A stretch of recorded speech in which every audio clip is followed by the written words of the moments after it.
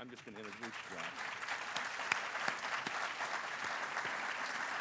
Okay, well, here's Johnny.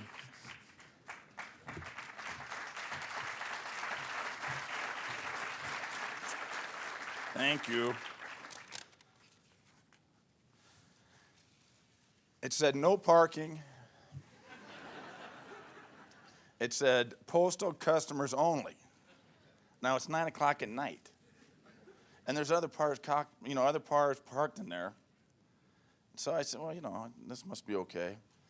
And now I walk 3 blocks to the restaurant, and and I'm coming out, and I'm coming home, and I'm thinking, well, I'm going to go to my car. You know how you're walking, you're thinking about something. You wake up and you look up, you go, oh no, car's gone. Now I'm looking okay. Now I'm looking for the number to call the towing service. I find it. Hello, where are you? 3 blocks east of Coors Field. I said, okay, well, I'm thinking that's probably 12 blocks. I said, okay, so I'll start walking. If I run into a cab, I'll run into a cab. But what do I run into? I run into 6 limos of high school students on their prom. Now, they're all going,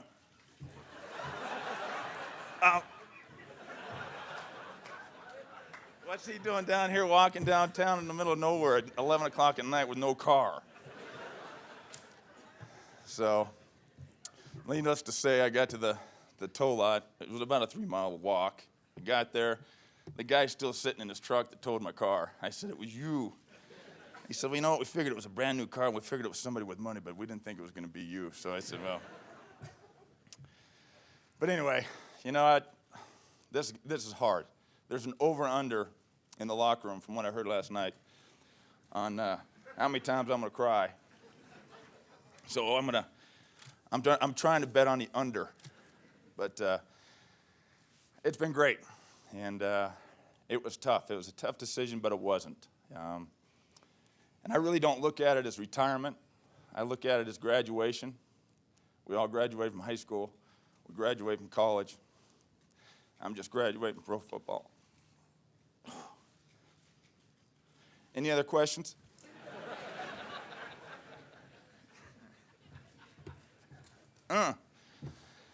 But it's time. It's time for me to move on. I can't do it physically anymore.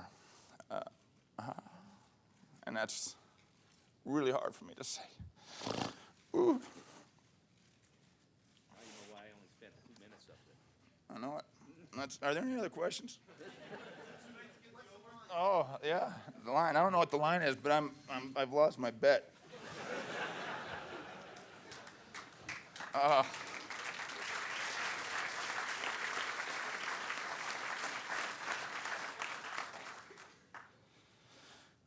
I've got all these thank yous, and I'm not going to make it through them.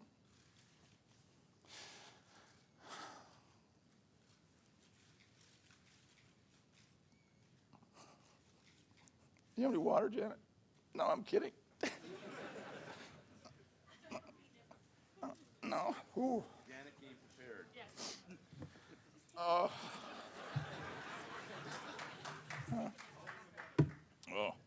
Thank God for Janet.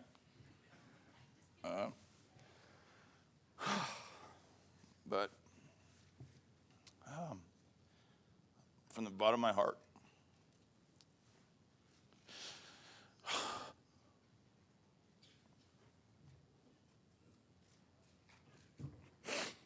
I want to thank Denver, because Denver's been great.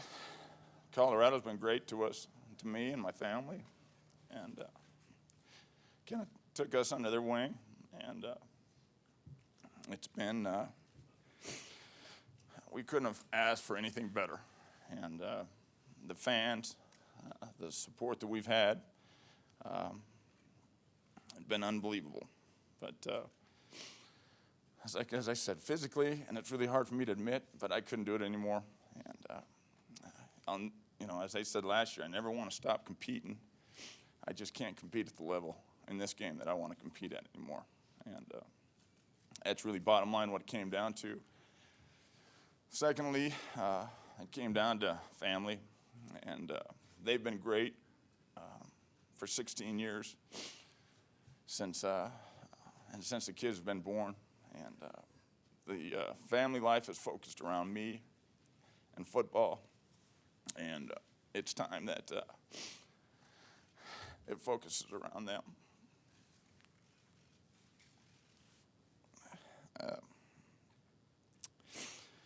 I couldn't have asked for a better mom and dad, a better wife.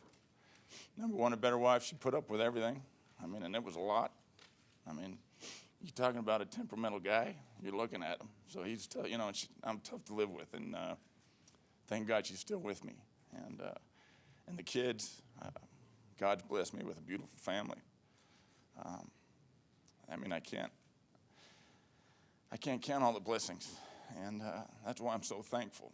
And why I guess it's hard to walk away, because I cannot explain in words how much Denver and everybody's meant to me. The fans, the support, Janet, my mom and dad. I got, if I can be the parents that my mom and dad were to me, to my kids, I'll have been real successful in that area.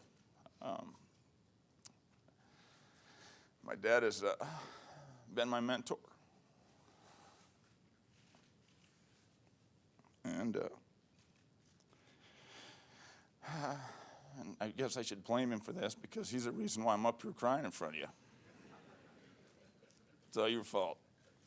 But I wouldn't be here if it wasn't for him. I wouldn't have, without his tutelage and advice. And he was always great about advice. He always said, well, you talk about it with your dad. And I could never get Dad to give me an answer. He'd always direct me in the way that he thought I should go, which was always great. But he asked me the quality questions that would take me to the best decision that I could make. And even when it came down to retiring, I asked him. Because he was always the guy that I said that if I start going downhill and physically my abilities are eroding and I can't do anymore, you better be the first one to tell me. And he said, you know what, I can tell you that I don't believe that right now, but he said, you're getting more prone to injury, and he's right. And I found that out last year, and because it was a tough year. I never had to go through so many different things just to get ready for practice, and that's what made it tough. And we're down in Miami, and it was nice and warm, and everything was great. And I told Danny Marino, I said, no wonder you're planning on playing another 20 years. I said, if you practice in warm weather all the time, I'm about to be able to play another 5 years. But getting out in that cold water or that cold weather is it's tough. And I just I couldn't do that anymore. I think that as we took the family vote that we had last year, and they all voted for me to come back this year, they kind of, the two oldest daughters kind of left it up to me, even though they were going to miss playing on the field after the game and those type things, but really kind of left it up to me. Jack wanted me to play. He can't figure out, we're going to miss training camp. What do you mean we're not going to training camp? I mean, he loved training camp. I took him up to the last 2 years, and he wanted me to play just so I said, you want me to just go to training camp so we can go to training camp? We can go to training camp. And then Juliana's worried that Jack has to fill my shoes right now. And that little Jack's going to be the next quarterback of the Broncos as soon as Dad leaves. And that's the first time she's ever showed concern for her older brother. So that's why that was even a bigger shock. But they, I think they're all in line, and on top of that, the thank yous to the Bronco fans. I see Edgar Kaiser back there. Edgar Kaiser, thank you so much, because if it wasn't for you, I wouldn't be with the Broncos. You made that happen for me, and then we got a guy that came in here that I think is the best owner in professional football and professional sports. A guy that wants to win, and that's what it's all about. He goes beyond his means and does everything he can to win. And as a football player, that's all you can ask for. And as a guy that at the top, wants to win, because as a football player, if he wants to win, you got a chance to win. But if he doesn't care about winning, then it's tough to win at the player level if